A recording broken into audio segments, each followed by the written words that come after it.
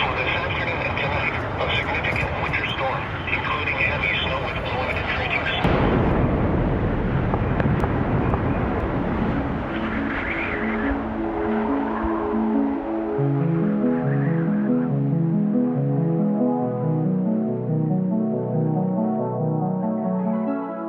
Hello and welcome to the Snow Brains podcast, where it's my job to interview the most intelligent people in the snow sports industry and pass their fascinating knowledge on to you, our listeners. I'm your host, Miles Clark. I'm a professional free skier, professional mountain guide, an Alaska heli ski guide, a UC Berkeley molecular cell biology graduate, the founder and CEO of Snow Brains. And in 2018, I spent a month skiing in Italy with my friend Starship Zebulon. On the very first night, we met some long-haired, local-looking dudes at the pizzeria. I butted into their conversation and threw all the Italian I had at them, which wasn't much. They told us to grab our pizza and come next door to the brewery and have a drink. They ended up being die-hard locals, skiers and riders, and they had a huge crew who went side country ski hunting for 6,000 vertical foot lines on the daily. They guided us through the Alps for 3 weeks straight, every day. They knew exactly where to go and when. We never had to use our brains nor consult a guidebook. We just showed up each day and they told us what to do and where to be. They even had us over for a pizza party at the main guy Alex's family's house, and they had a full-sized brick wood-fired pizza oven in their kitchen in our house that was built in the 1600s. Italy has incredible food, everything's cheap, the culture is spectacular, and the people are exceptional. That was one of the best ski trips of my life. Today's episode of the Snow Brains podcast is brought to you by Alta Ski Area. There are few precious places in the world like Alta, an independently owned ski area since 1938. Nestled at the top of the Little Cottonwood Canyon, deep in the Wasatch, Alta is a skiers-only mountain, known around the globe for its powder skiing. With an average annual snowfall of 538 inches, powder days are a way of life. Today's episode of the Snow Brains podcast is brought to you by Gunnison Crested Butte.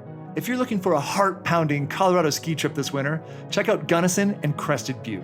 Ski Crested Butte's legendary extreme terrain for glades, bowls, chutes, and cliffs that will challenge your abilities and keep you coming back for more. After the lifts close, explore Gunnison Valley's mountain towns for unique restaurants and historical Colorado charm. Visit GunnisonCrestedButte.com to start planning your trip. My guest today is Chad Brackelsberg. Chad joined the Utah Avalanche Center as executive director in July 2017.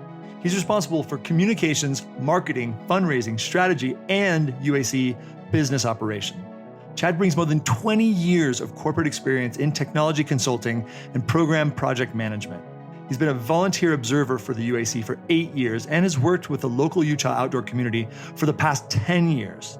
Chad is active in the Utah outdoor community and is an avid backcountry skier, ski mountaineer racer, ultrarunner, and mountain biker. Chad and his wife, Emily, have been organizing the Wasatch Powder Keg ski mountaineering race for 10 years, and he's a founding member of the Utah Ski Mountaineering, a local nonprofit geared at growing the sport of ski mountaineering and organizing races.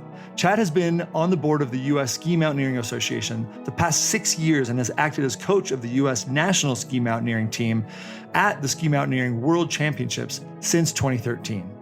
He recently bought a snowmobile for exploring the snow outside the Central Wasatch. Hello, Chad. Welcome to the show. Thank you so much for being here. How are you?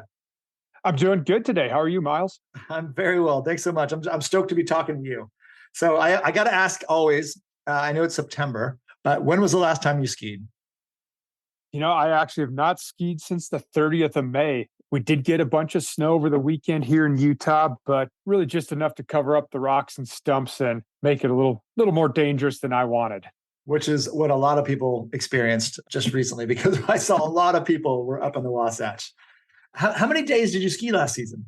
Yeah, I had a little lower season last year. I only got about 90 days in. So I usually have set a goal for myself of 100 each year, but we had a late snow year start last year. So I was a little shy of my goal. 90 is damn good, and 100 does seem to be the golden number.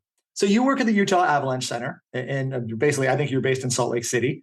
And so tell us, what's your role? What do you do with the Utah Avalanche Center? Yeah, so I'm the executive director of the UAC. And so we're a partnership with the Forest Service, and the Forest Service provides all the forecasting across the state. And the nonprofit side that I run is in charge of all the fundraising necessary for the operations, as well as the awareness and the education across the state.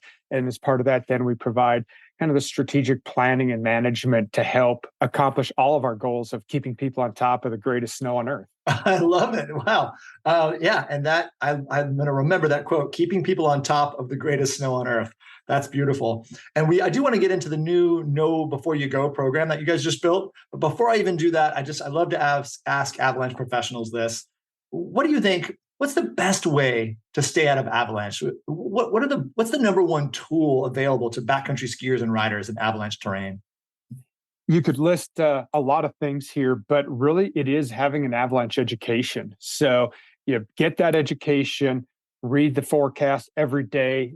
The forecast is like a book. You don't just skip to the last chapter, the last page and read it. You don't read the forecast just on the days that you go out. You read it every day. It builds that picture of the entire season. And so, those are really, I unfortunately, I can't break it down to one thing. I really have to say that, from a tool, it's the forecast, but overall, education and avalanche education is a lifelong journey. So really having that and always working to increase your knowledge.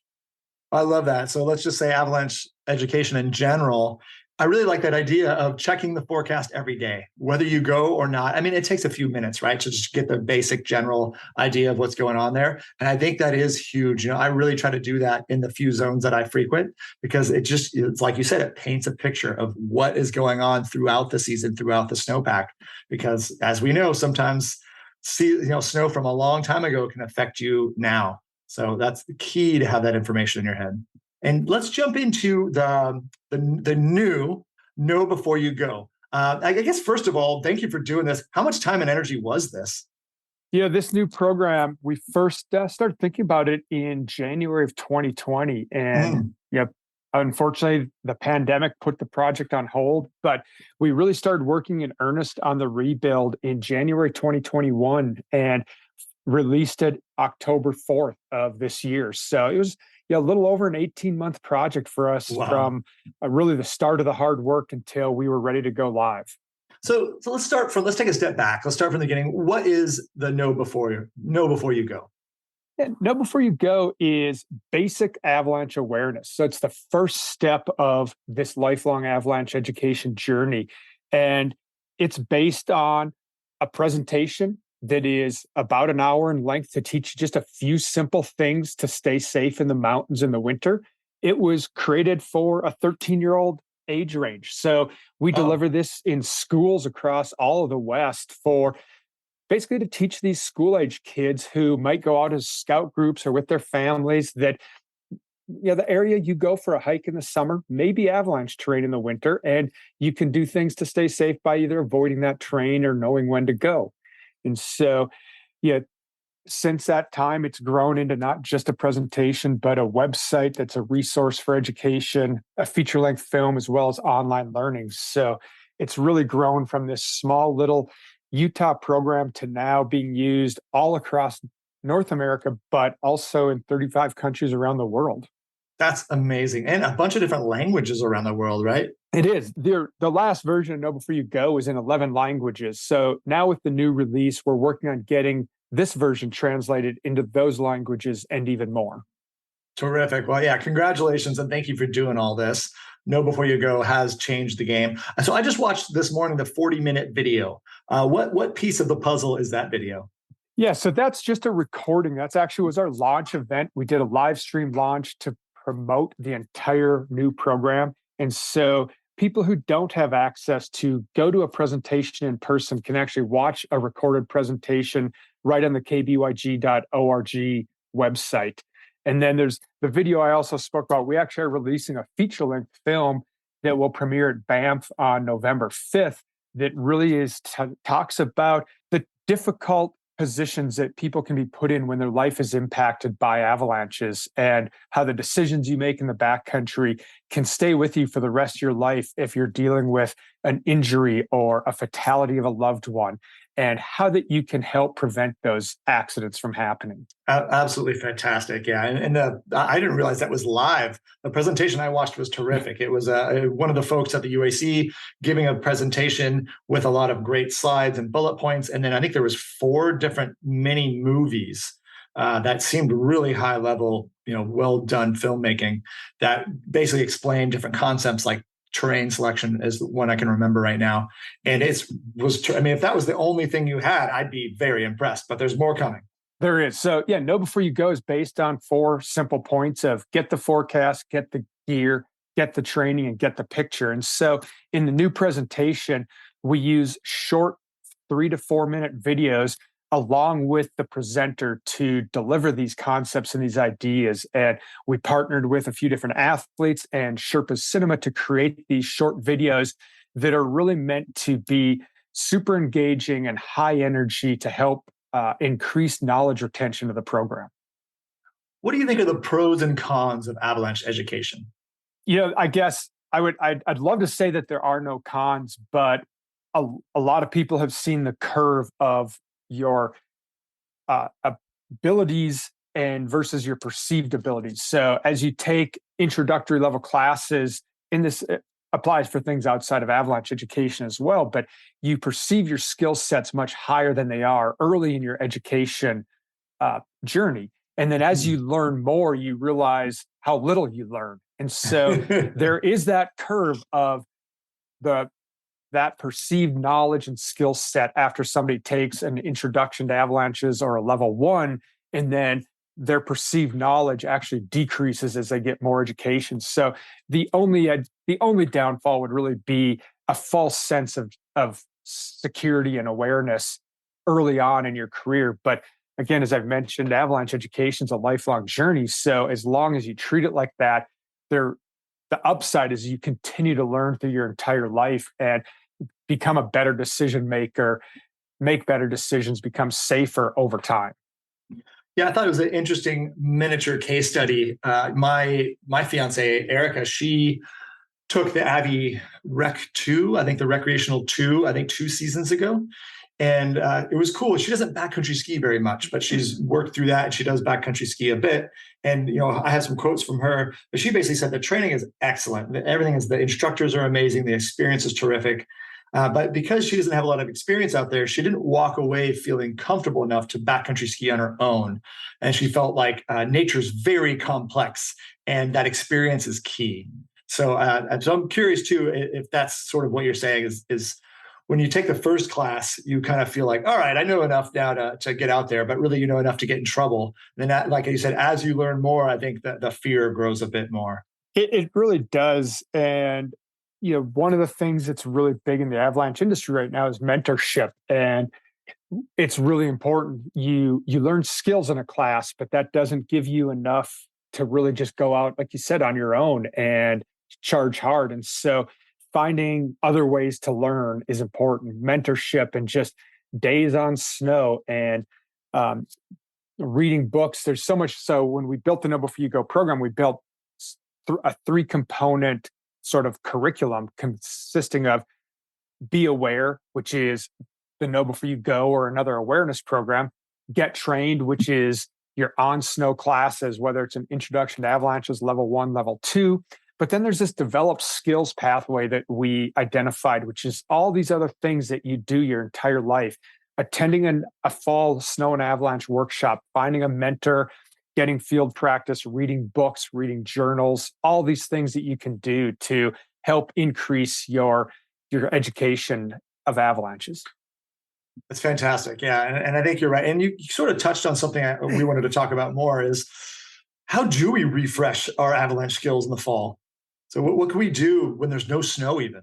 Yeah, this is the exact time of year that we always say start refreshing your skills. Anything from online learning. So the Know Before You Go online learning courses. There's a lot of other ones. There's Mountain Sense. There's Ortavox has some. Solomon has some. There's just so many different online learning tools. They're a great refresher. There's still amazing books like Bruce Tremper's Staying Alive in Avalanche Terrain, down to learning from actual accidents like in snowy torrents. But also you can get out and start practicing your rescue skills at this time of year. You don't need snow to go do beacon and transceiver practice in your backyard. Be buried under a tree or in a bush under leaves. And so really starting to get your mind into the avalanche realm this time of year is perfect. And a piece that's often forgotten is the first aid component. So you might have the best avalanche rescue skills there are, but if you don't have first aid to go with it, you are missing an important piece of a good, safe rescue. How important is first aid training in the backcountry? I always say that the last thing I would ever want is somebody to dig their partner out of the snow to not be able to provide basic first aid to save their life. And so whether it's stopping bleeding, CPR, even just basic rescue of how do you evacuate an injured party, or it's all a big picture. You're going to be hypothermic sitting in the snow so fast if you're injured. And so does your party have the additional skills outside of the avalanche component to get you out of there? And really, we all spend a lot of days in the backcountry. We probably don't have a lot of experience with avalanche accidents, but most of us have experience with an injured party or a broken piece of gear where we do have to perform some sort of rescue and some sort of basic first aid while we're out on the snow. And do you think, is it negligent for people to be out backcountry skiing and riding without medical training? I wouldn't say it's negligent. I would say every party has to evaluate their risk tolerance. And if you're acceptable of possibly not having the first aid skills in your group to be safe, then those are personal decisions. It would be just like saying, do you have to have an avalanche education to go backcountry skiing or backcountry snowmobiling? And no, you don't, but it definitely increases your safety margins by a lot. And what are some of the options out there? So there's the Wilderness First Aid is a certification, and then there's a Wilderness First Responder is a certification I have. Can you walk us through those two? Do you know enough about those?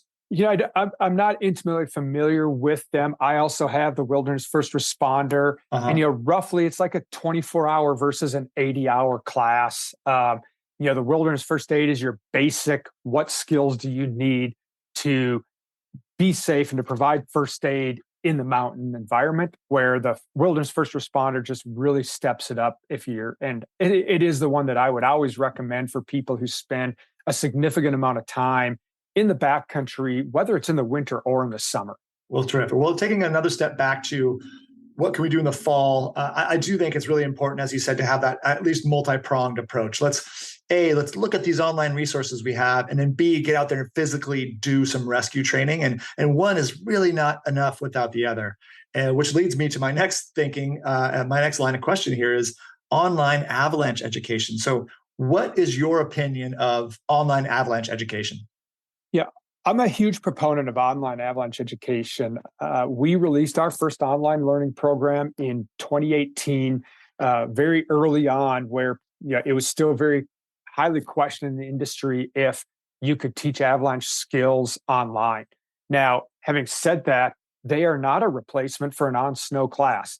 They are a great refresher of skills. They're a great way to learn and prepare for an on-snow class, but they are not at this time a replacement for those. So augments that experience. And I loved when we talked before the podcast that you said you came out with online Avi education in 2018 and you couldn't even get a partner. Nobody wanted to partner with you on it. And then 2 years later, 2020, boom, everything goes online. Avi education, work, everything. So I love that you guys were ahead of the time. Yeah, we were definitely on the leading edge of online avalanche education. It's something we're definitely proud of, and it was a risk that we wanted to take because we really did feel it was the right thing to do at that time. Well, I love when people have that clairvoyance, that ability to see into the future, and you guys had that. And so I guess the main questions are: does online avalanche education work, and what are the pros and cons? It definitely works. I'm a very big proponent that any education you have is good, and so. You can even refreshing skills. We all forget things over the summer. We can all use those refreshers. And so it's just a great piece of that. It's also accessible. So it's easy for people. It doesn't, like No Before You Go Online Learning is free. So there is no cost to enter. The only cost is your time and dedication to complete the courses. In fact, if you complete all the Know Before You Go courses, you get a 15% off discount at mammoth.com. So, not only is it free to take, you actually can save some money on additional gear products that you want at the end of the course. I mean, pros and cons wise, the cons are like any online education is if people see it as a replacement for on snow classes and other forms of the hands-on education. So that is the only really con that I know of. And I do believe personally that the pros of more accessibility to more classes, more education, more content far outweigh the cons. That's fantastic. And I missed that piece of the Know Before You Go website. So there is online courses you can take. Do they have quizzes? Tell us a little bit about how that works. Yeah, so it's under the Develop Skills page on kbyg.org, or you can go directly to it at just learn.kbyg.org. And it's all interactive. It's text, videos, images. There's quizzes. There's different kind of interactivity within the program of matching up questions and answers. And then it's divided into 6 different courses. Each course then has a quiz at the end for completion. And then when you complete all 6 of those, you get sent a little certificate of completion as well as the discount code that I talked about. And so that's great. You spend all the time in it, you could easily spend 5 hours or more going through these courses. So it's a significant amount of content. Wow. Well, thank you so much for getting that out there. That's huge to have that kind of resource that's free and accessible to everybody. So thank you for that. And so I guess the next question is obvious: is how do folks get an avalanche education? How does that done? Where do they go to get that done? Yeah, the easiest place to find a class is typically at your local Avalanche Center. And so you can just, here in Utah, it's utahavalanchecenter.org. If you don't know your local Avalanche Center, you can just go to avalanche.org. And that is the site for the National Avalanche Center. From there, you can drill down and click on your state. It will take you right to your state's local Avalanche Center. Almost every Avalanche Center on their webpage has an education menu item. You click on that, and generally you're going to find either a list of classes or a list of providers that will guide you to where their classes are. Fantastic. And also for folks on snowbrains.com, in our menu, we have Avalanche Forecast. When you click that, it goes to avalanche.org. And avalanche.org is just a spectacular resource. Let's talk about something more specific to Utah. I think avalanche education is so important in Utah because you have 2.6 million people living in the Wasatch Front, which is essentially Provo to Logan. Is just this, continuous. It's just one huge city, to be honest. And they all live within about 20-minute drive of the Wasatch Mountains, right? And I don't think there's anywhere else like this in North America. And so you got these people, 2.6 million people living within 20 minutes of the Wasatch Mountains. And these mountains hold some of the best, but also most avalanche-prone backcountry skiing and riding in the world. What kind of challenges come with that, having so many people so close to such consequential avalanche terrain?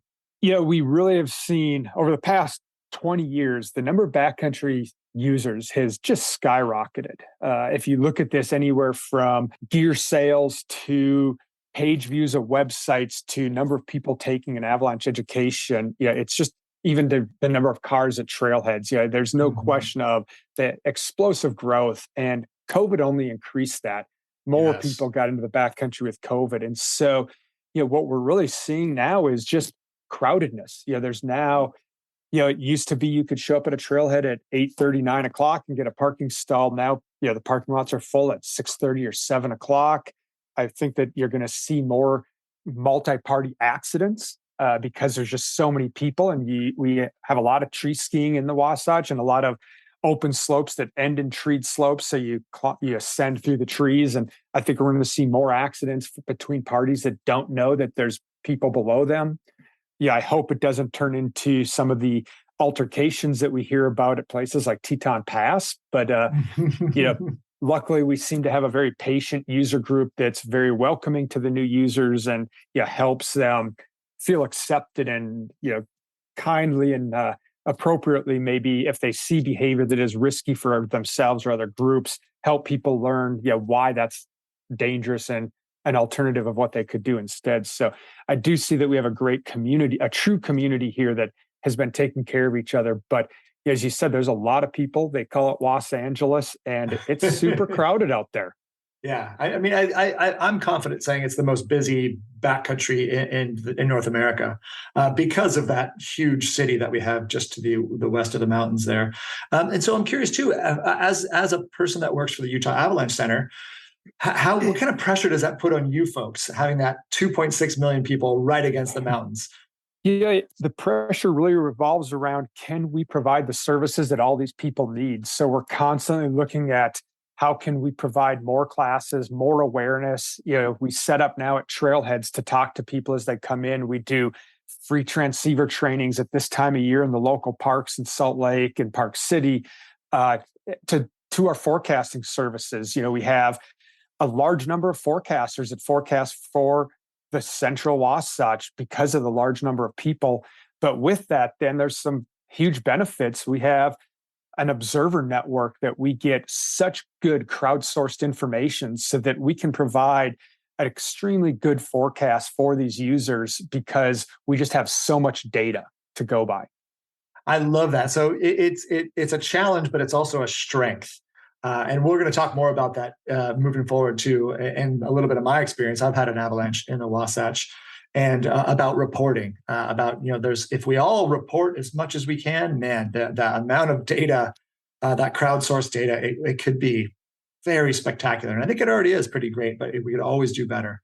But I did want to hit on something that we haven't talked about yet is avalanche gear. So obviously it's one of the 4 points of Know Before You Go is get the gear. Maybe the first point, we have a bit of an avalanche gear problem in the US. Can you talk to us about the lack of avalanche gear in the USA and how that has led to some problems?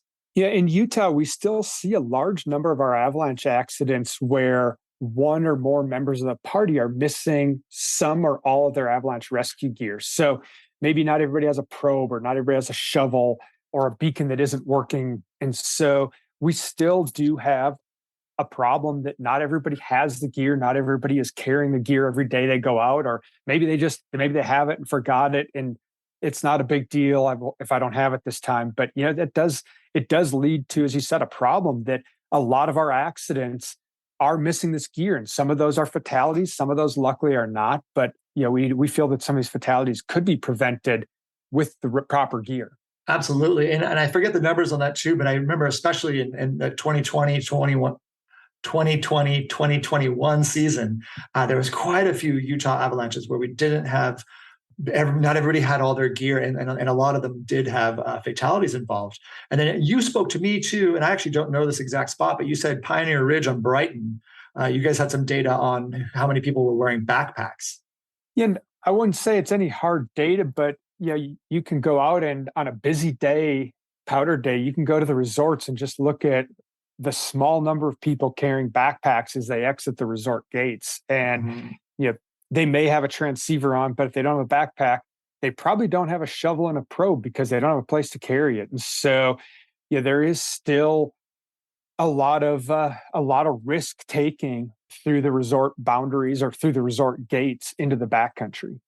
Absolutely. And I see that when I am in Jackson Hole, because Jackson Hole is very popular to leave from the boundary and go into what we call side country. And I see people way out on relatively dangerous days with no backpacks, and it always blows my mind. And I said the S word. You heard it here, side country. So we've got to tackle this word because it's we still get negative feedback on Snowbrains when we use it. So I really want to know, coming from one of the best avalanche centers in the world, where does the Utah Avalanche Center stand with the word side country? Yeah, I think a lot of avalanche professionals would love if that term just didn't exist in the English language. But that's not the reality of it. The term is here to stay. We, as avalanche professionals, we need to embrace it, and we need to teach and educate about it. So we need to make sure that the people understand that the word side country does not mean that it's a safe area. We need to make sure people understand that just means that it's backcountry that is easily accessible from a ski resort or something similar, but that you still need to treat it like backcountry. You still need avalanche rescue gear. you still need to know what the forecast is. You still need to be prepared for self-rescue because there isn't ski patrol there. It is, in those regards, it is the backcountry. And so really, I like to think of it personally as it's just more of how do you access the backcountry terrain? It's side country, it's beside a resort or it's beside something else versus having to skin for a couple hours to get there. So I agree. I think that is a great perspective. I think side country is here to stay, whether we like it or not. It's not our decision. So let's define it well. It's backcountry skiing, but you used a chairlift. So I think that's a great perspective to have on that. And another huge thing in the backcountry, we talked about you got to have the gear, you got to have the education, but another huge piece of this is a strong partner, right? So I'm curious your perspective on how important is a strong backcountry partner.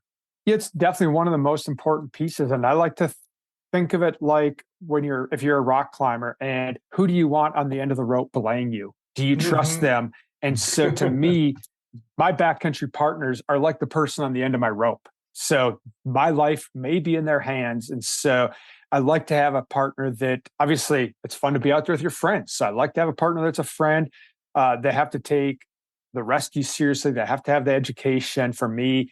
And we have to have similar risk tolerances. It can be, human factors are real and that whole group dynamics and, that can really impact negatively a day of riding in the backcountry. And so I like to be with people who have similar risk tolerances and similar goals for the day. And part of that is good communication. So in the end, for me, one of the best partners is a good communicator. We have a plan ahead of time and we're not getting too excited about stuck on the commitment to a peak or to a line, and we're able to make decisions and go to plan B or C as we go. I love the communication piece of the puzzle because that's something I've walked away from partners because of that. So I want to be talking about every little piece, all of it, being obnoxious about it, like we can talk to each other, as if we're still learning things even. And I love that. Like, hey, and I love the feelings part of it too, right? Like, hey, how do you feel about this? What data are you taking in and how is it making you feel? Do we want to keep going? Want to go back? People who kind of have the tough person attitude and they're, oh no, everything's fine. Let's just be quiet and move. That I now just walk away from. So I appreciate you saying all that. And I especially love the communication piece. I think there's no reason, especially any rest break, anytime you're going to make a transition, let's talk about what's going on. Let's talk about how you feel, what you saw and how it's making you respond. And I also want to talk about skiing and riding in the backcountry alone. Is it okay to ski and ride alone? It's very much a personal preference. What is your risk tolerance? I do ski alone a lot. I really like, it's a very, I guess, almost spiritual thing for me to be out in the mountains alone and just really focused on nature and myself and what's happening. Now, having said that, it's a very different day if I'm alone. Yeah, my risk tolerance is very, very low. I'll call it the OPP. I like the old person powder on those days. I'm probably sticking to 25-degree trees. I will rarely be in avalanche terrain if I'm alone because the margin for error is non-existent if you're alone. You have no one to rescue you. Even if you just get injured, you hit a tree and get hurt, how are you going to get yourself out? And so to me, it changes all of my decision-making quite drastically when I do go out alone. Great perspective. Yeah, because I love going out alone as well. And there is something great about it, but that's the key. If something happens, you very well are not going to get out of there because how can you? If you have a leg that doesn't work, you're pretty much done. So you do need to tone it down.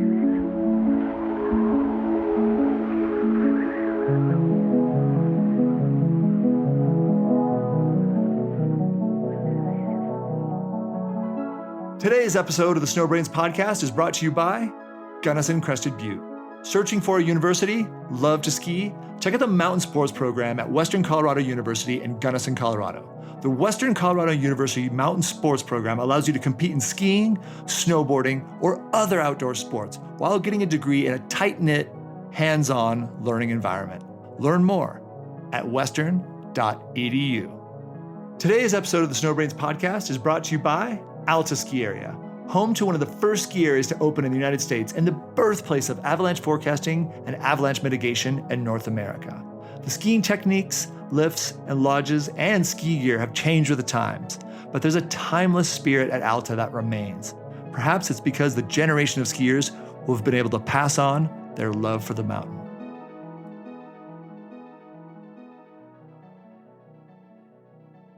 We just talked about gear, talked about partners. Let's circle back to essential gear, because Avalanche Airbag backpacks have made a huge splash. They make a ton of sense to most avalanche professionals. So if you could just start from the beginning, what is an Avalanche Airbag backpack and how does it work? Sure. So an Avalanche Airbag backpack is basically like a giant balloon that inflates either by a gas canister or by a fan mechanism when you pull a trigger. So if you get caught in an avalanche, you can pull the trigger, it inflates, and it works through almost buoyancy. And so if you think of a bag of potato chips, and if you shake it up, the large chips go to the top, the crumbs go to the bottom, and basically you're making yourself a large chip. So the theory is that it will float you to the top. Now, there's a lot of times that can't work. If you have a bag of potato chips, if you shake it once, the chips don't all come to the top. You have to shake it quite a few times. So similar in an avalanche with an airbag, you have to have enough distance to where it can bring you up to the top. You have to not be in a terrain trap. So if you end up in a gully or on a flat of a lake, obviously that's not going to help you. And a lot of places we ski in trees. So there's rocks, cliffs, tree branches, tree stumps, everything else that can also act as a battering ram as you're going down. And so the airbags don't protect you against the trauma. And that trauma is responsible for almost 25% of avalanche fatalities. And so, your airbag is right off the bat not helping you 25% of the time. Should Avalanche Airbag backpacks be considered essential gear, like a beacon probe shovel? Yeah, I believe that we will see that happening in the next few years. There is a big push within the industry to include them as a fourth component. They're very important. That airbag can prevent you from being buried in the first place. You've had an accident, you might not get buried because of the airbag, versus the beacon shovel probe is what you're using once you are buried. So it's almost like a preventative measure. And so they are an extremely important part. For a lot of people, they're very expensive still. And so, what we don't want as an industry is for people to look at these 4 pieces of gear and say, well, I can afford 3 of them, so I'm going to buy an airbag, a shovel, and a probe or something. So we want to make sure that people first have the 3 essentials, with the 4th one being added, the add-on. And so it will change over the next few years. I believe, like you said, that we'll probably move to 4 essentials sometime. I'm excited for that. I'm going to ask you a little bit more about that at the end here. But but first I want to talk about how you're explaining how these things work, and they do actually work, right? They're incredible. And so I'd love to talk about the numbers a little bit. So the legendary Utah Avalanche Center director, Bruce Tremper, once said this about avalanche backpacks: a deployed airbag saved about half of those who would have otherwise died. And so I think that's huge, right? So if that increases your chance, by 50%, that's enormous. So basically, as Chad told us before, about 25% of people in avalanches pass away from trauma. Of the other 75% who pass away from being buried, essentially, about half of that 75% of people who would have been buried and would have passed away that way, about half of them could have been saved by an airbag. So that's huge. So talk to me about that. What else do we know about these numbers from Avalanche Airbag backpacks?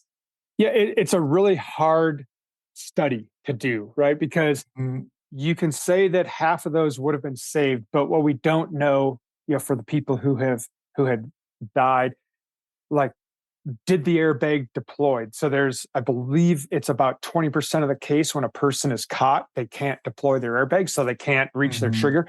Love to say when we're teaching classes, if you think it's easy to deploy your airbag, stand at the top of your stairs, dive headfirst down the stairs, and try to pull your airbag as you're bouncing down your stairs of your house.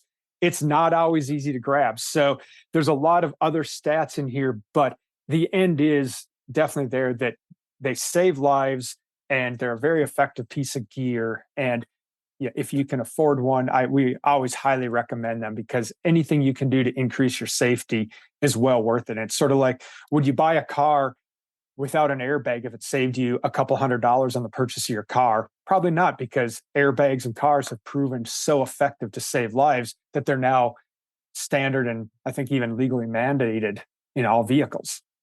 Absolutely. And there's one little piece of this puzzle of airbags that is a little bit controversial. And we've seen a lot of back and forth on this on Snowbrains, specifically in my experience, because I was in my second ever Avalanche in Revelstoke this past winter.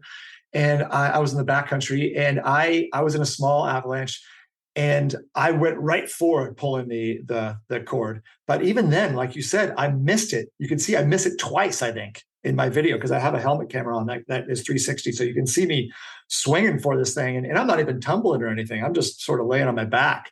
So you can imagine what it's like tumbling. And I guess that's not the controversial piece. The controversial piece is from my Avalanche on Mount Superior in Utah, I think in 2020. And in that Avalanche, I didn't pull my cord, my airbag cord, because I was fighting to keep my balance to try to ski out of the avalanche.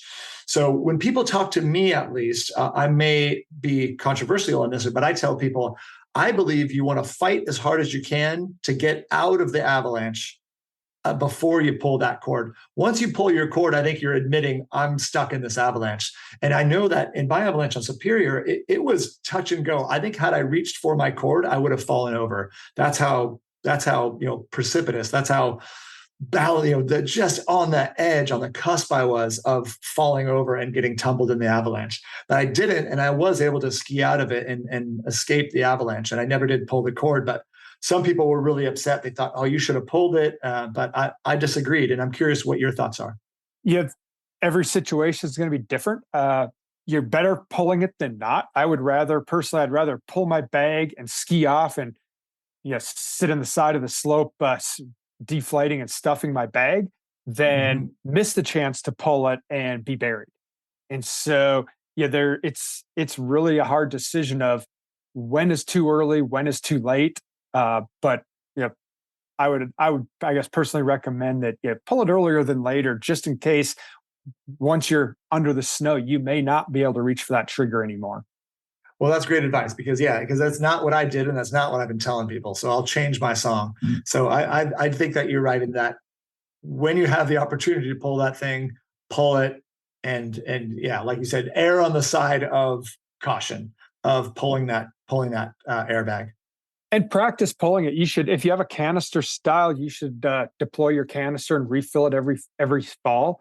If you're lucky enough to have a fan bag, you can pull it as many times as you want. But if you ski with mittens on, practice deploying it with your mittens on or with the gloves that you wear on, because so often when we pull it, it's maybe this time of year and we're out in a hoodie and no gloves on, and it's pretty easy to pull that trigger. But if you have big, thick mittens on because it's really cold out, can you still grab that trigger the same way? And so practice, it's just like with a transceiver. Can you operate your transceiver with your gloves on and your mittens on? Your airbag is the same way.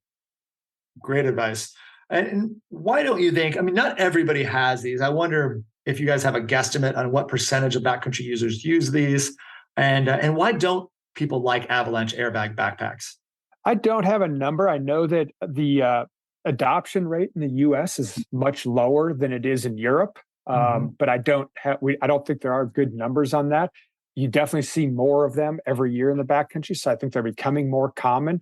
For the why, I think right now it still comes down to price and weight for a lot of people. They are still a couple pounds heavier typically than a regular pack, and anywhere from $600 to $1,500 pack is a big expense for a lot of people. It's pretty cheap compared to a funeral, but I like that. It's still hard to sometimes swallow that big price tag. So Avalanche airbag backpack, cheaper than a funeral. You heard it here first. And they've gotten better, right? They've gotten lighter. They have. There's every year the weight has come down. There's some great new models out this year that really seem to be a game changer for that weight component. Yeah, I think mine has and even the battery, mine has a super capacitor, I think, instead of a normal battery. It's a little bit lighter. So there are a lot of options out there. And so get yourself an Avalanche bag. I mean, at the end of the day, what would you tell the folks listening? Yes, get one, or no, don't get one. Get your transceiver, shovel, and probe, then get an airbag. I love it. Yeah, I think so too. And I do want that to be, I'd love to be that called essential gear. How far out do you think we are from that? And is the Utah Avalanche Center working and fighting to see Avalanche Airbag backpacks included in essential Avalanche gear? I don't have a good idea of how long it's going to take for that to fully be adopted. I would say that we are not actively fighting for that to be considered part of the essentials. Okay. We're an advocate that they're a very important piece of life-saving gear. Mm-hmm. And I see it in your presentations too, right? You guys are covering it as an important piece of gear. So it's out there. But yeah, I do want to see that. I'd say 25% of my friends have Avalanche Airbag backpacks, and I'm pretty happy when I show up at the trailhead and somebody has one. And I have one, and I don't always wear it also. And so I'm getting better about that too. And I have certain situations where I always wear it. And I need to start wearing mine just pretty much every single day. So let's talk about some of the successes we've had in the Avalanche realm. And it feels pretty clear to me that Avalanche fatalities have been staying relatively flat. Seems like the past 10 or 20 years, we've averaged around 27 Avalanche deaths per year, despite, as we all know, even if it's anecdotally, because we don't have terrific numbers on it, the numbers of backcountry users has just been skyrocketing, right? So we have a lot more users, yet our Avalanche deaths have been staying the same. Why do you think that's happening, Chad? There's actually a lot of reasons that fatalities have not been increasing. Avalanche forecasting, the forecasts are much more readily available. 20 years ago, they weren't on the internet. You had to call a phone line. They weren't graphic. They weren't almost interactive. Avalanche education is much more ubiquitous now. It used to be that not many people took a class. Now there's almost a feeling like you have to take a class to be in the backcountry. There's so many more awareness programs, and then the gear's better. Back in the day, the old analog only transceivers, not a lot of people had them. They were difficult to use. The transceivers have made a huge amount of advances from the analog days to now, where you have a digital screen, an arrow, a number, the different beeps. So all these things have really worked together to keep fatalities fairly low. If you look at Utah over the past 25 years, we measure fatalities by a rolling 5-year average, and that average has ranged from a high of 4.6 down to a low of 2.6, where it is now. But right. Since in 25 years, we're talking 1997, the number of users in the backcountry has gone up by easily 20 to 25%. So really, if you look at, we have a rolling average of fewer fatalities now than we did 25 years ago, with far more users. It really tells you how well Avalanche education as a whole, and when I say education, I'm talking awareness, on snow classes, the forecast, outreach, everything. It's just proof that it's really working. I think that's fantastic. It's just incredible to me that we've had so many more backcountry users, and yet our Avalanche fatalities are staying flat. That is a huge win. Because really, if you kind of looked at it from a real perspective, in a way, it almost means our Avalanche fatalities are going down, right? So to me, that's a huge, huge win, and I do give all that credit to the education and the gear. And the awareness, as you do as well. And I do just want to take a step back, because I think it's a hilarious piece, especially for our younger listeners. I got my first Avalanche transceiver in 2001 or 2, and it was a Peeps. It was yellow, and you had to have headphones that you put in your ear. And then I forget how it works even now, but it made a beeping sound. And as the beeps got more close together, you were closer to the victim. Is it something like that, Chad, right? But then you also had to dial it. Oh, maybe it's how loud they were. And as you got closer, you had to change the dial. It was ridiculous. And then now I just have this big fancy one with a screen that tells me what to do. Yeah, you're right. It was an analog signal, and you put in the little earpiece, and some of them, even the way you switched from transmit to receive was when you plugged in the earphone. That's right. What switched it to receive mode. But then, you dialed it in, and basically, simplistically, if you imagine, you're getting closer and closer to a siren that's just blaring nonstop. As that signal gets louder, that dial turned down the signal. And then as you got closer, you turned it down more. And that's how you got, that was your find, or that took you from your course to your find, search, and in your rescue. And maybe I'm being too bold to just say, looking back now, the thing was just trash. I mean, it was just so bad. I mean, that's back when I still want people to practice as much as they can, but I felt like you really had to practice with those old things, man. It felt like, I don't know, just even at the time, like, this is ridiculous. This is what we got. It's so bad. But what we got now is fantastic. And so, yeah. And that's maybe something else to talk about a little bit, is just the newest waves of Avalanche transceivers do seem to be getting so strong. So if your transceiver is a few years old, it is worth investing some money and getting one of the latest, greatest ones, because they do improve so much year over year. Yeah, transceivers have a lifespan of about 5 years. And great. You have the mean time to failure of electronic components, and you really think transceivers are used in a pretty harsh environment. Yeah, they're cold, they're against your body, where they're getting moist and cold, and you don't always dry them out. And so, we like to say you probably wouldn't use a 5-year-old phone, and your life doesn't depend on it. So you probably shouldn't use a 5-year-old transceiver. And every time I say that in a class, somebody pulls out a 10-year-old flip phone to prove me wrong. But in general, 5 years is what's considered the life expectancy of a transceiver. And what the great part of that is at that point, then you have one to practice with in your backyard. I love that. That's true. You got a spare one to put in a bag and bury under some leaves. That's great. So we had a lot of success. I think you folks have had a lot of success with education. A lot more backcountry users, and our avalanche fatalities seem to be staying flat, which is terrific. But we did have a bit of an anomaly recently in the and this is so hard to say, but it's the 2020-2021 winter. So that winter we had 37 avalanche deaths, and that's the most we've ever had in one season. So it's something worth talking about. And yes, we know there was a tragic avalanche accident that involved a train near Stevens Pass, Washington, that killed 96 people, but that was in 1910. And those folks didn't plan or choose to be there in avalanche terrain. Where the 37 people who passed in the USA in 2020, 2021, they did make the decision to be in Avi terrain. So we had those 37 deaths 2 seasons ago. It's the most we've ever recorded in one season. So my question, Chad, is what do you think happened that season that led to the most avalanche deaths we've ever recorded in the USA? Yeah, I think it was probably different based on each state, but we would like to look at that and say, oh, well, COVID caused more people to be out in the backcountry that year. It was the first, that was the first full year of COVID. But really, when you look at the stats, the people who were caught and killed in avalanches weren't beginner users. They did have a little more experience. So we feel at least, and this is, I guess, opinion that, we're seeing more different snowpacks, and we're seeing, like last year in the Wasatch, we had a persistent weak layer in March. So when people are used to getting into big peaks with spring snow, instead we had more of January conditions here.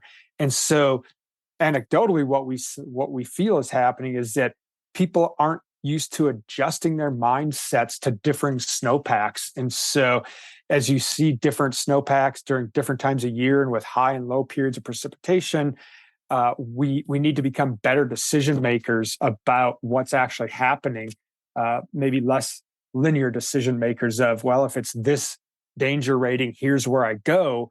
Well, what's the actual avalanche problem for that day? And so, if you look at Utah that year, it was a unique situation. We actually had 7 fatalities, and, we had one multi-party accident, and that was, it's an anomaly. We have rarely had multi-party accidents, if ever, in Utah. And so there was big accidents like that had multiple fatalities across all the West, which definitely caused that number to be far higher than any of us would hope it would be ever again. And you're talking about there being different snowpacks. Can you define, what do you mean by different snowpacks?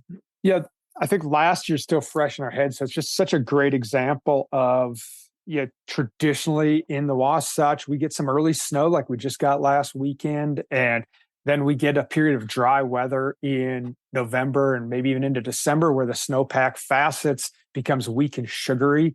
And then we get snow stacked on top of that, which we now have a slab on top of our weak layer. And there's, kind of back to our introduction to avalanches, there's 4 ingredients for an avalanche. You need, a slope, a weak layer, a slab, and a trigger. And so, that's really the perfect setup in our northerly facing terrain to have the slope, the weak layer, and the slab. And so last year was so unique in that normally we start getting a lot of snow in the Wasatch in January and February, but we had a 6-week drought here. And right after a big storm in end of December and January, it went high and dry on us, and our snowpack faceted again, just like it does in November. And then when it started snowing in March, we had almost the same setup we would have had in a traditional December. And it's very difficult for the human mind to adjust to that, where we're all so accustomed to it's March, it's spring, it's mountaineering season. Let's get up into the high terrain. Let's get on the peaks. Let's get into bigger lines. Where in actuality, what was happening last March was we need to be treating it like a traditional January or even December, where we didn't have a good stable snowpack yet. So, different weather patterns and different snow patterns really have, in the recent past have led to just differences of what's happening in our snowpack. And so as backcountry users, we need to all be aware of, again, that's like reading the forecast every day instead of just when you go out. By reading the forecast every day, you kind of understand these trends a little more, and we need to be paying more attention to those trends. And persistent weak layers are terrifying. They're just so scary. They just lurk. They don't really go away. They can be triggered easily, or sometimes when they're 6 feet down. So that's a random aside for our listeners. If yes. read that forecast. If you see the word persistent weak layer, really dig a little bit more, learn more, figure out what's going on. If there's a persistent weak layer out there, it's the X factor just gets so high. So a little asterisk there. Yes, and they're persistent because they last a long time. So it's not like that little wind slab or little crust. Yeah, it's persistent, meaning we're going to deal with it for weeks to months. The thing about persistent weak layers is that they're persistent. Abby instructor told me that once. Oh, okay, noted. And then I just got some other information here because that big 37 people that passed in 2020, 2021, that was a bit of an anomaly. Well, let's just call it an anomaly because it's the most we've had in one season. There's no great way to pinpoint what happened, but I like that you're saying that the different snowpacks, these odd snowpacks that we aren't used to, weather patterns are changing, climate change is a real thing that has been affecting our snowpack, especially in the West. So it's just something to look out for. Really read that. Look for those persistent weak layers. Look for, read that forecast every day. I think it's all great advice. There is no great answer for why it happened that year, but there are a lot of people in the backcountry now. So I think the potential for that to happen each year exists. And I just want to kind of ramble off a few stats here that I dug up this morning. So the USA averages about 27 avalanche deaths per year. We've had 11 seasons with 30 or more avalanche deaths since 1999. And before 1999, there were 0. So that was when we got to that number. In the past 10 years, we had 4 times we broke 30. So that's significant. And we were close. In 2009-10, we had 36, 35 and 13-14. We had 34 fatalities in 11-12. And the first year we ever hit 20 avalanche fatalities was in 1975.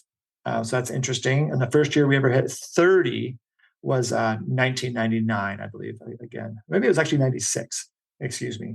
So, and the first year we hit 35, which is another big mark, I think, was 2002. And just interesting. Some more numbers there. And what do you think? Is there anything? And I'm sure there's not a good answer for this either. But is there anything with these high fatality seasons have in common? Yeah, I actually can't answer that, Miles. I haven't looked at them enough to know. It's spread out, and the West is such a big place in the U.S. that there's so many different factors that would play into that. So it's a really interesting question, and I think we should find somebody who can dig into this fatality data for us and see if they can find any trends. I think it would be like a 4-year PhD dissertation. But I agree. I would love to have somebody really dig into that because I know there'd be some things that there'd be some overlap. And it'd be neat to see, these were factors that we saw repeatedly on these 30 plus avalanche fatality years. I'm sure you're going to get an email from someone that points this out to us. I hope so, man. Somebody's like, I'm actually in my PhD right now. That's my thesis. Like, great, you're hired.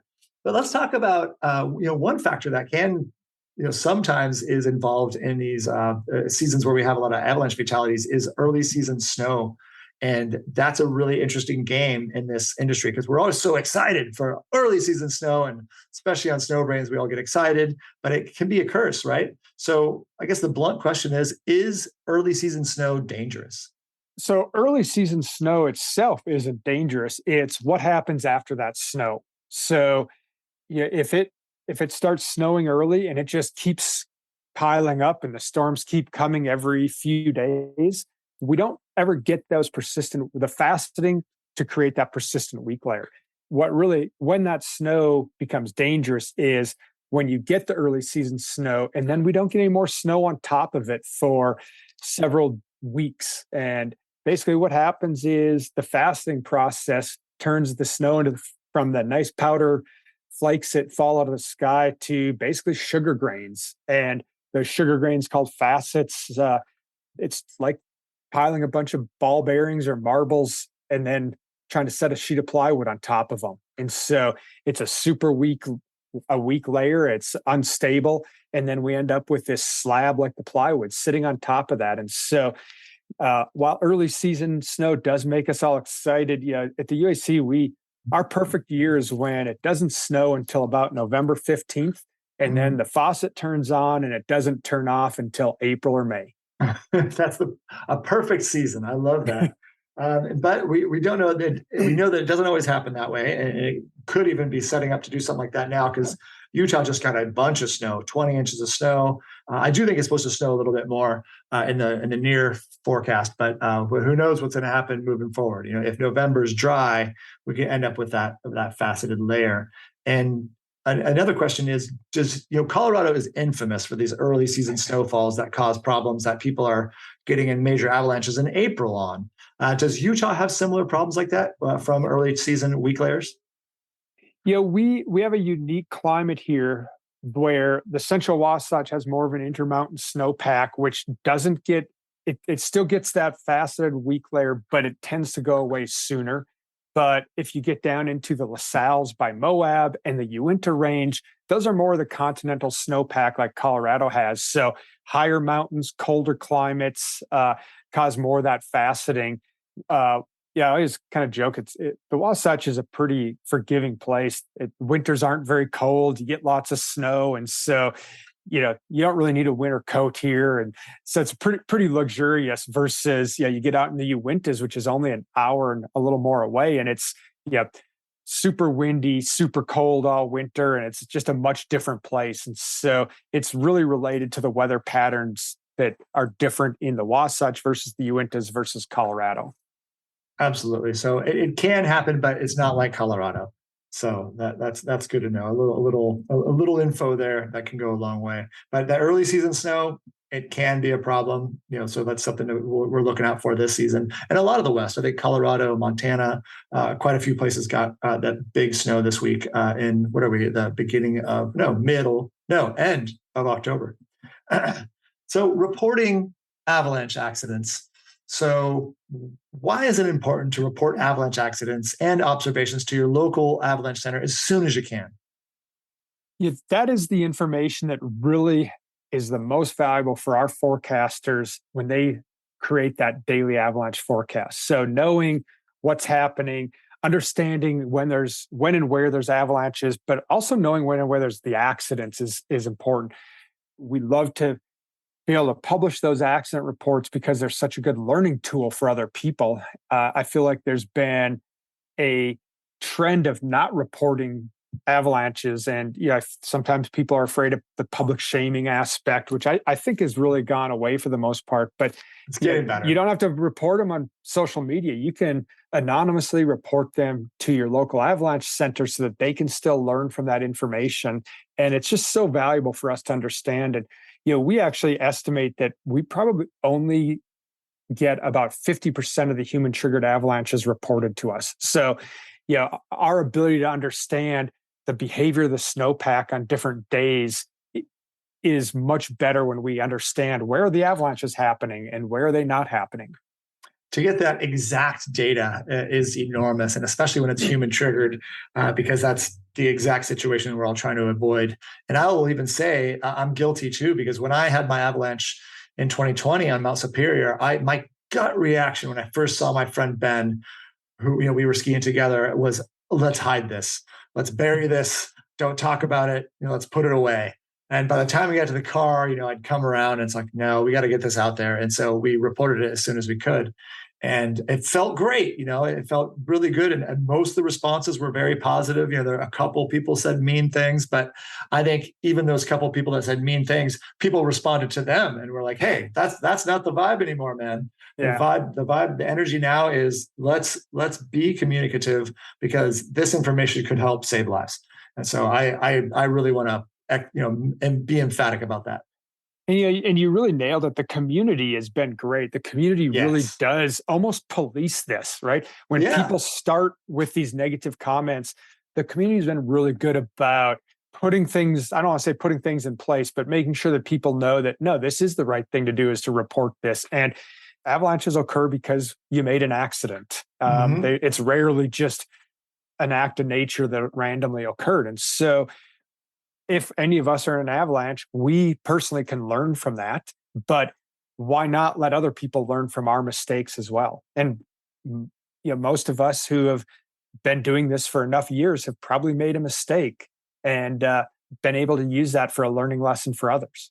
No, absolutely. And I have a lot of very experienced people come onto this podcast, and I almost always ask them, especially the athletes, hey, have you been in an avalanche? And the answer is invariably yes. And then I like to get those stories, because let's all learn from this and like hear your story. And we all love to hear these avalanche stories too, because I think there's always a take home point and something very relatable that we can learn from. Because usually I hear these stories and when they talk about the mistakes they made, I go, oh yeah, I do that. It's like, oh, I make that mistake too. So moving forward, I'm really going to try to avoid that. And so, how about yourself? Actually, I think this is a relatable point. Have you been in an avalanche before, Chad? I have, unfortunately. I've been knocked over a couple times. I've only gone for a ride once, but it was also a great learning experience. We were surprised by wind loading from an east wind, and it's so seldom to have an east wind, and our brains typically don't really think about what happens with an east wind, and it caught us by surprise, and we didn't realize the amount of wind snow transport that had been happening from this east wind. And, luckily it was a small avalanche. We were in a good spot that it was in a bowl that fanned out so that it never built up a lot of debris. And it was later in spring, so it was not super fast moving. We were able to stay on top, but it was enough to scare you and make you realize that, never underestimate what the wind can do, and really knowing where the wind had been. If we had understood that there'd been a strong east wind, we probably would have not ever been in that situation. Well, that's a unique one too. Watch out for that east wind. It really switches everything up. Everything's reversed. So yeah, cool. And was that in the Wasatch?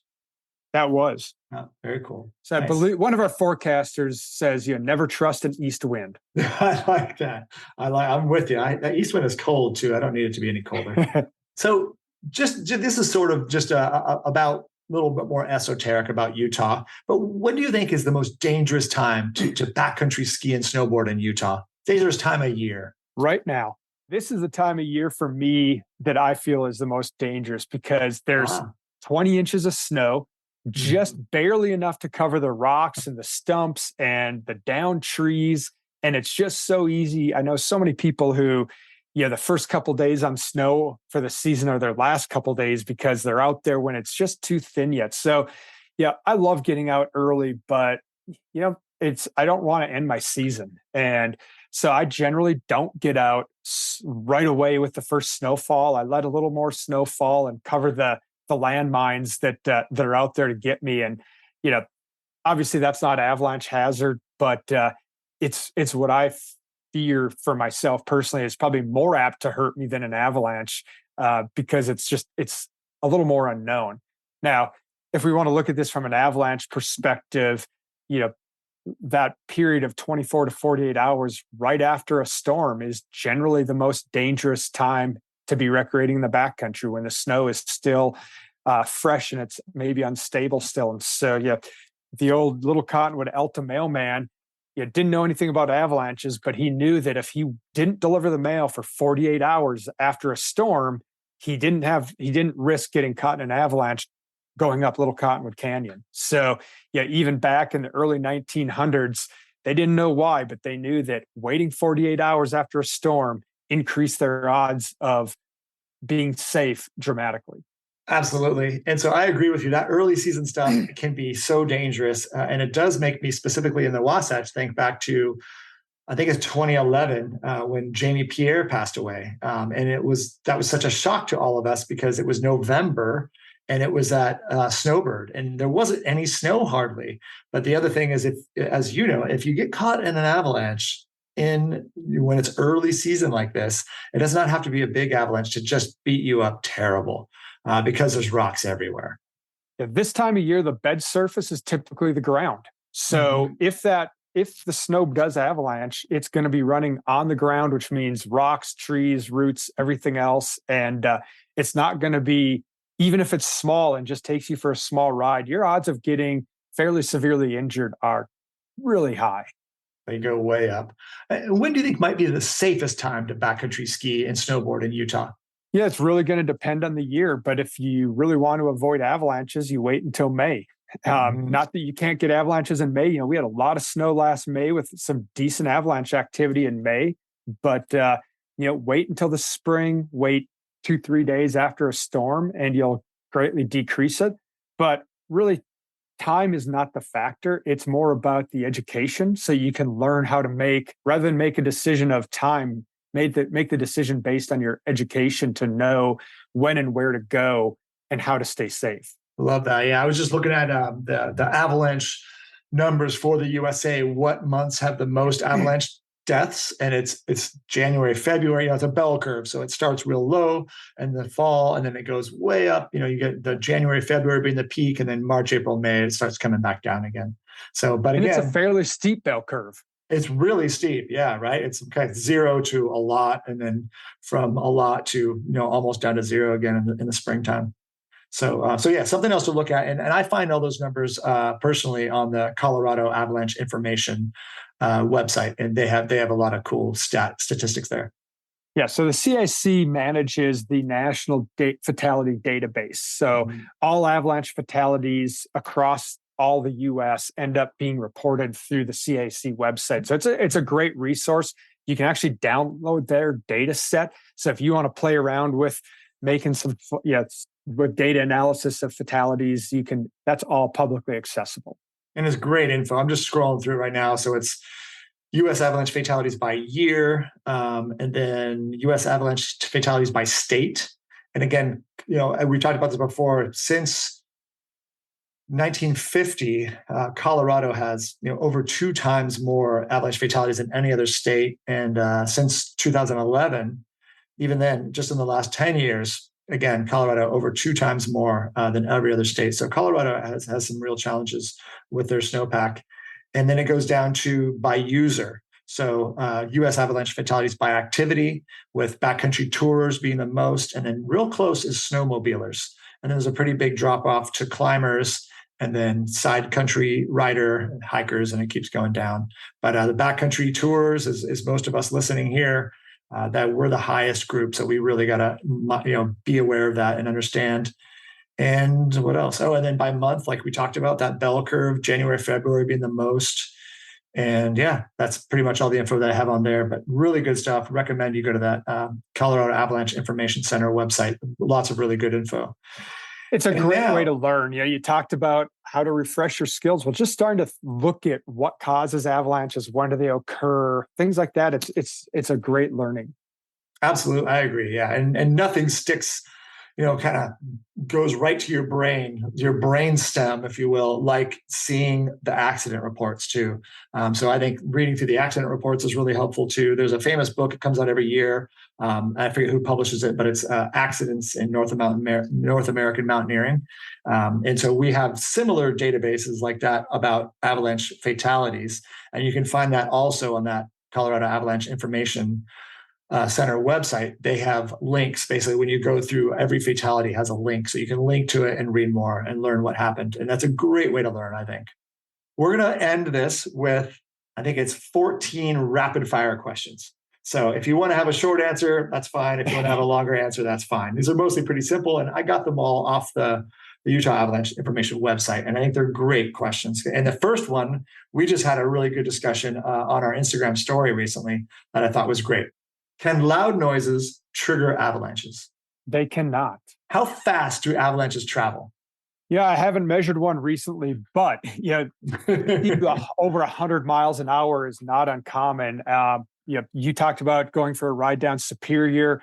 Mm-hmm. One of the local backcountry skiers here, his GPS measured him at 70 miles an hour going down Superior. So, reaching speeds of greater than 70 is not uncommon. And to think of what a tree or rock might do to you, imagine driving down the freeway at 70 miles an hour and sticking your head out the window and hitting a signpost. So, avalanches are real, and that trauma, that 25% fatality by trauma, is a scary number, but it's very real. What kind of weather causes avalanches? Obviously snowfall, because you can't have an avalanche without snow. What percent of avalanche accidents are caused by avalanches triggered by the victim or someone in the victim's party? It's over 90%. And really what that means is very rarely are they just random acts of nature. What percent of avalanche victims die from being hurt in a slide? This is that 25% is the trauma side. And then the rest of the fatalities are generally asphyxiation, or a very small percent is hypothermia. At what forecasting hazard level do most avalanche deaths occur?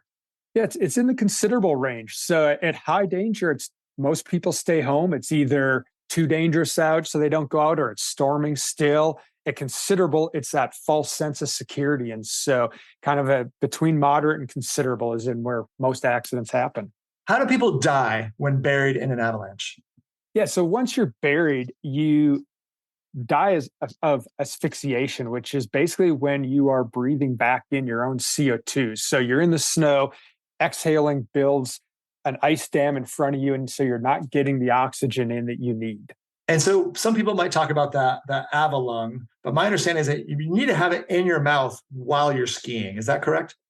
The theory is that, similar to, like I said, of throw yourself down a staircase and try to pull your airbag, throw yourself down the staircase and try to put that snorkel in your mouth at the same time. Right. And so how the avalung works is that you are exhaling one place and inhaling from another place, and so that you're not sucking your oxygen from the ice dam in front of you.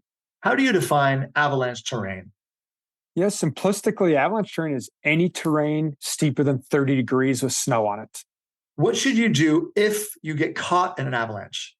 Yeah, we talked about this a little bit, but if you have an airbag, deploy it. There's a great video on our website back from probably 20 some years ago of Tom Kimbrough, and Tom Kimbrough said, fight like hell. So swim, try to ski off it or ride off it however you can. But yeah, the swimming motion of trying to keep yourself buoyant does help. Fight like hell. How long can you survive buried in an avalanche? After 10, 15 minutes, your chances of survival drop off very significantly. So really, if you think of it from a rescuer perspective, you better give yourself 10 minutes to have your partner found and dug out. Are men or women more prone to triggering avalanches? I would say triggering, I won't answer them, but for avalanche accidents, men are more prone to be in an avalanche accident than women are. Are big groups or small groups better in avalanche terrain? There's a happy medium. So if you're alone, as we talked about, you have no margin of error. If you have a group of two and one person's buried, a rescue is really hard. So there's that 3 to 4 person range that is generally thought to be safer. When you get up into 6 or 8 people, it's maybe less about avalanches, but more about human factors, group dynamics, decision-making challenges that make those groups difficult. 3 to 4 is kind of the golden number there then. What is the most common human factor that gets people in trouble in avalanche terrain?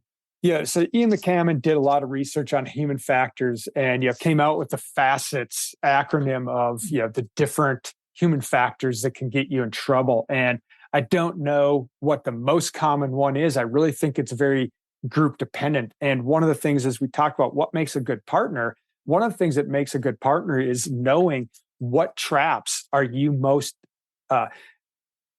accessible to. So what is your biggest problem that you may have? Are you somebody that frequently gets the commitment trap? And if so, recognizing that, discussing it with your partners can help keep you safe in your group. I like that, because the commitment trap is one for me, where you decide, hey, we're going to ski this chute today. We're going to ski awesome chute. And then you get there and you realize, wow, there's a lot of things are telling us not to ski this chute today, but you're so committed and you put so much into it and you've already dreamed about having the GoPro footage. But that's really something, I think it helps to have partners on those days too, because I feel like as soon as one person brings up that this doesn't feel good, the other person was probably feeling it too.